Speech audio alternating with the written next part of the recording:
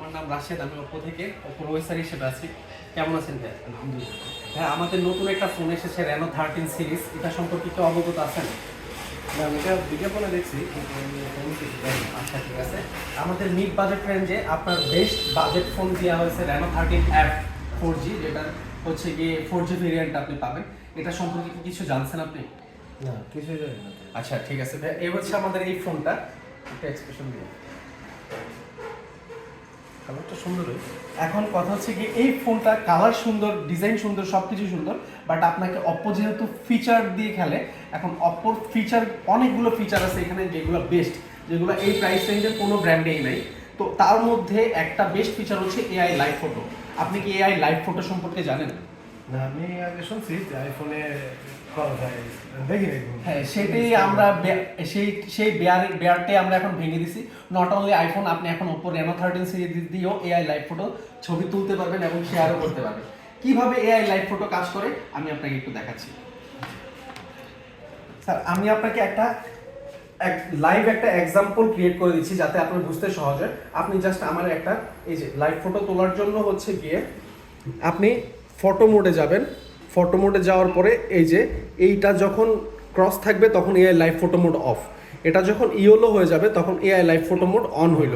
আপনি আমাকে একটা ছবি তুলে দিয়ে জাস্ট এ মিনিট।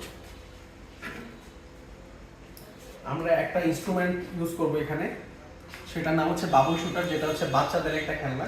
তবে এটা দিয়ে এক্সাম্পলটা ক্রিয়েট হয় খুব সুন্দরভাবে। খালি একটা প্রেস করলে চলবে? হ্যাঁ, একটা পেজ করলে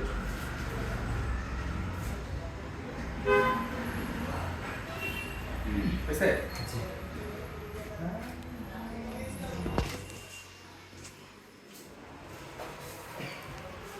এই যে দেখেন, এই একটা ফোন, আপনি একটা ছবি তুললেন, বাট আমি যে ফু দিলাম বাবল বের হলো, ওই ছবিগুলো কিন্তু আপনি নর্মাল ফটো দিয়ে জিনিসটা শ্যুট করতে পারবেন না।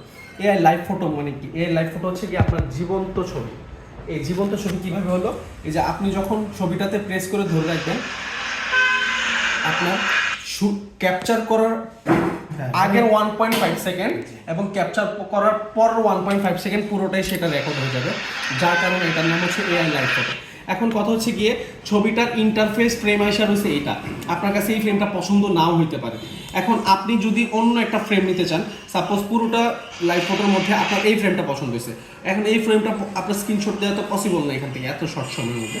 আপনি জাস্ট এডিটে যাবেন, এডিটে যাওয়ার পরে লাইভ ফটোতে প্রেস করবেন, এখানে 1টা 2টা 3টা 4টা 5টা 6টা 7টা, এই 7টা ফ্রেম জেনারেট করে দিয়েছে আপনাকে একটা প্রেসে একটা লাইভ ফটোর মাধ্যমে 7টা ফ্রেম জেনারেট করে দিয়েছে। এখন আপনি চাইলে যে কোনো একটা ফ্রেম সিলেক্ট করে সেটা আবার আলাদা একটা ছবি করতে পারেন। খুব সুন্দর।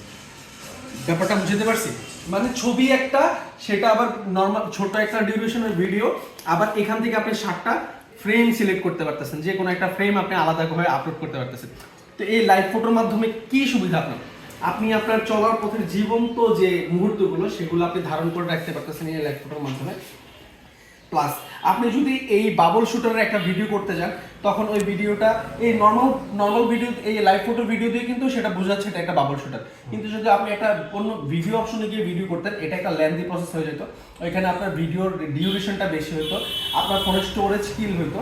এখন দেখেন এই লাইভ ফটোর মাধ্যমে আপনার সব কিছু সমাধান হয়ে গেছে না, আপনার ভিডিও লেন্থটাও কম হইলো, আপনার ডিউরেশনটাও কম হইলো, প্লাস হচ্ছে গিয়ে আপনার স্টোরেজের ডাটাটাও কম কাটলো। এখন লাইভ ফটোও হইলো, আপনার জীবনে চলার মুহূর্তটাকে সে ধারণ করে নিল একটা এআই লাইভ ফটোর মাধ্যমে। তো এখন ব্যাপারটা হচ্ছে কি, এই সব ধরনের লাইভ ফটো আগে আমরা অ্যাপেল বা হচ্ছে গিয়ে অ্যাপেলে সচরাচর অ্যাপেলেই দেখে আসি। এখন এই বাজেটের মধ্যে আপনি এই ফোনে লাইভ ফটো পেয়ে আপনার একটু ফিলিংসটা বলেন। খুবই সুন্দর লাগছে, ইউনিক একটা জিনিস। এখন আপনি মনে করেন আপনার আগের অ্যাপেল দিয়ে তোলা ছবি লাইভ ফটো কিন্তু অ্যান্ড্রয়েডে শেয়ার করা যায় না, এই ফোনটাতে আপনি সেটাও শেয়ার করতে পারবেন। সেটার মাধ্যম হচ্ছে ও প্লাস কানেক্ট, সেটাও আমি আপনাকে দেখাই দিব।